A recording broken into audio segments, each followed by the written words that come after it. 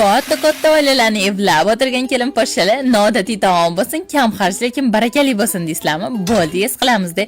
Birinchi tovaga nazarimizni tashlab, slovadan hitsiz yog'dan sovalamiz. Kartoshkalarning ota-onasini bag'ridan mayda bolachalarni yulib olib kelamiz, yog'da qizartirib olamiz. Keyin farshga piyoz, guruch, tuxum, tuz va ziravorli solib, uzunchora shakl yasab olamiz. O'sha yog'da bularni ham qizartirib olamiz. Keyin piyoz, bolgarskiy va pomidorlarni yirik qilib to'g'rab olamiz. Endi eng muhim joyi sosini tayyorlaymiz. Tomat pasta, slovadan eng mazali ketchup. Sizlar sal kamroq solinglar, menda ko'payib ketdi. Tuz, murch va suv solib aralashtiramiz. Ko'ngilli tortsa boygi yog'ni ortiqchasini olib tashlab yoki yeng yog'da hamma sabzavotlarni solib qovuramiz. Ovqatimizda sekretniy joyi bir qoshiq un sog'oramiz, aralashtiramiz. Qo'rvagan masalliqlarni terib, maxsus sosini quyib 35-40 minutga dimlab qo'yamiz. Endi tez chiqib korzinkadan issiqni olib kelib, orasiga eriydigan sir qo'yib, pishishiga 5 minut qolganda ovqatimizni ustiga terib yuboramiz.